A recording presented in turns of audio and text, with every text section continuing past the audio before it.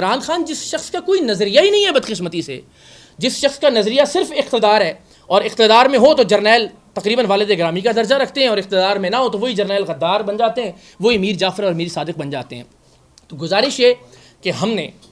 2001 سے اب تک، جب سے میں یونیورسٹی اور کالج کے سٹیج پہ تقریریں کیا کرتا تھا، اللہ کی مہربانی سے ہم نے ہمیشہ یونیفارم میں اور وردی میں سیاسی مداخلت کی مذمت کی ہے، علل اعلان کی ہے. عجیب و غریب اس وقت پاکستان تحریک انصاف کے دوست جو ہے نا وہ ٹرینڈ چلا رہے ہیں، پی ٹی آئی کے دوستوں کی طرف کہ جی آپ یہ D G I S P R کی پریس کانفرنس کی حمایت کی ہے. لعنت ہو اس آدمی کے شکل کے اوپر جس نے کبھی D G I S P R کی کسی سیاسی پریس کانفرنس کی حمایت کی ہو، جس نے کبھی ملٹری اسٹیبلشمنٹ کی جانب سے غیر آئینی مداخلت کی حمایت کی ہو زندگی میں کبھی. اس موقع پر بھی کہ جب میں اے آر وائی کا حصہ تھا، اور یہ تاثر تھا اے آر وائی کے ادارے کے بارے میں کہ ایک پرو اسٹیبلشمنٹ ادارہ ہے، میں چیلنج کرتا ہوں میری 20 سال کی 21 سال کی صحافت میں ایک لفظ دکھا دیجئے جو کبھی کسی جرنیل کے حق میں لکھا گیا ہو یا بولا گیا ہو، میں گردن اتروانے کے لیے تیار ہوں.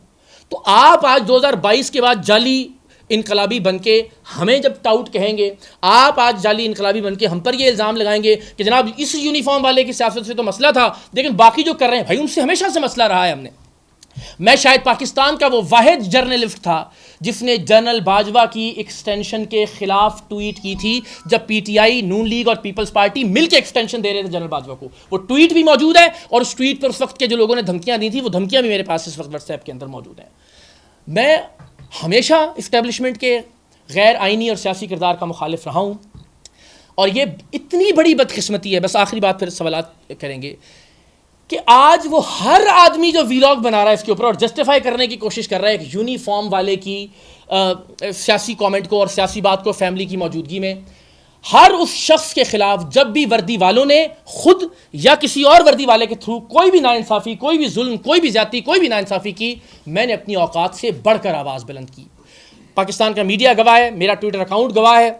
ویڈیوز موجود ہیں. عمران ریاض صاحب کے خلاف کوئی زیادتی اور ناانصافی ہوئی، سیاسی اختلاف اپنی جگہ، میں نے پریس کلب کے باہر کھڑے ہو کر چیخ چلا کر، اس سے زیادہ چیخ چلا کر احتجاج کیا، ان کے حق میں آواز بلند کی. صدیق جان صاحب کو اٹھایا گیا، میرا احتجاج آن ریکارڈ موجود ہے. سہراب برکت صاحب کو اٹھایا گیا، یہی کچھ دوست موجود ہوں گے کہ ہم نے لاہور ہائی کورٹ بار میں جا کے پریس کانفرنس کر کے اور وہاں ایک اجتماع میں اجتماعی طور پر مذمت کی. آج بھی رائے غلام علی صاحب اور بہت سارے دوست، مجھے کوئی ایک نام بتائیں. ہمیشہ میں نے مذمت کی عدت جیسے گھٹیا کیس بنانے کی، ہمیشہ میں نے مذمت کی علیمہ خان صاحبہ کے خلاف جو اڈیالہ جیل کے باہر جس طرح کا سلوک اور رویہ ان کے ساتھ روا رکھا جاتا ہے، جیسے ان پر پانی گرایا گیا. آپ نام لے کر بتائیے، صنم جاوید ہوں، فلک جاوید ہوں، یاسمین راشد صاحبہ ہوں، سرفراز چیمہ صاحب ہوں، اعجاز چودھری صاحب ہوں، پاکستان تحریک ریحانہ ڈار صاحبہ کے خلاف جو کچھ ہوا، کبھی ایسا نہیں ہوا کہ میں نے ان کے خلاف ہونے والی کسی ناانصافی پر، زیادتی پر، کسی بھی یونیفارم والے کی جانب سے یا ان کی ایما پر کی جانے والی کسی بھی ناانصافی پر آواز بلند نہ کی ہو. اتنی بڑی بدقسمتی ہے کہ آپ ایک شخص کی نفرت میں اپنا اصول بھول گئے ہیں، اپنا نظریہ بھول گئے ہیں. آپ کس طرح سے جسٹیفائی کر سکتے ہیں؟ دو باتیں بس بنیادی، کہ ایک شخص اپنی فیملی کے ساتھ ہے، اس کی موجودگی میں اس طرح کی کوئی واہیات، کوئی تضحیک آمیز، تحقیر آمیز بات نہیں ہونی چاہیے. اور دوسری بات ایک یونیفارم میں موجود شخص ہے، پرنسپل ہے، اصول ہے.